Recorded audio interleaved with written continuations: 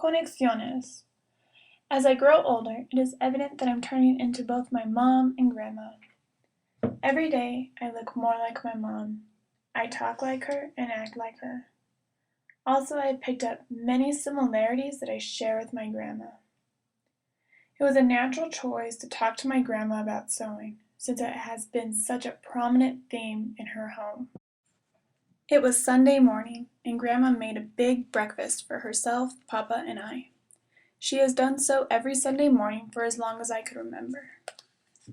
I arrived a little late at 8:30 in the morning, worried that Papa was going to be upset because I was not there earlier, only to find Grandma finishing the bacon and hash browns, about to make our eggs.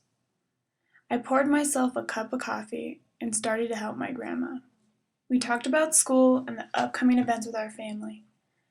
After breakfast, Grandma and I stayed in the kitchen where I started to ask her where she learned how to sew.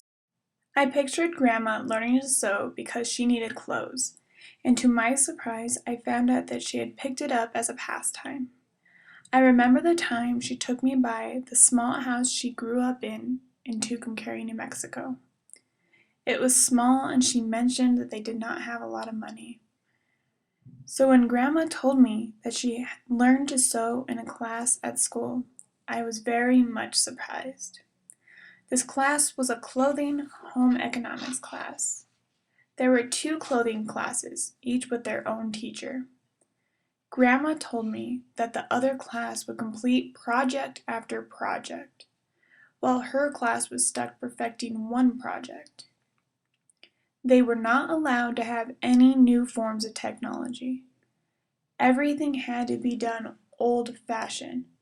This was because there was no guarantee that you would have the money to always afford the newest devices, so the skills had to be learned in an old-fashioned form. Each girl had to make something, and Grandma chose a dress. The dress had many detailed pleats and about 4 yards of fabric for the skirt alone.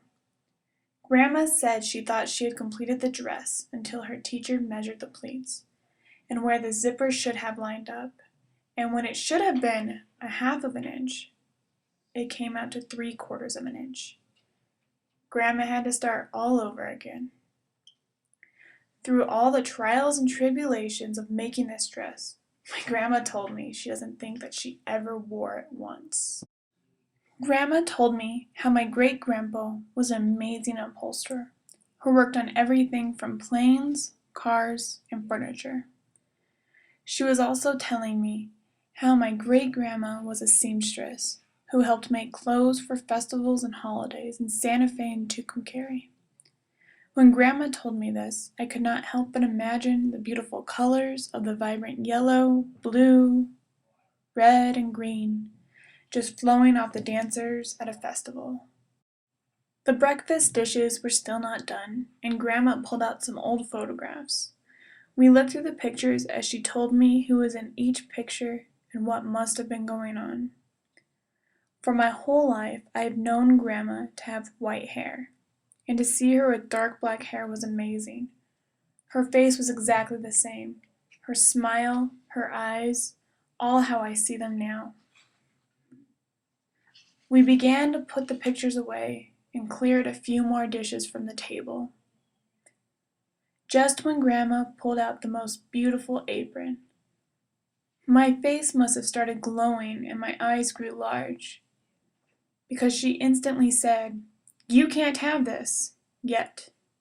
This apron was a gift, and it was obvious the meaning that it held for my grandma.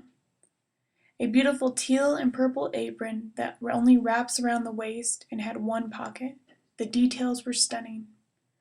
Learning how my family has a history with sewing is something I'll never take for granted. Grandma put the old pictures away and folded up the apron. It was already 12:30. 4 hours had flown by, and without either of us realizing it. We finished up the dishes, and I went home, only longing for the Sunday breakfast at Papa and Grandma's house. The treasures that I might find will be priceless, and the good food is only benefit. The end.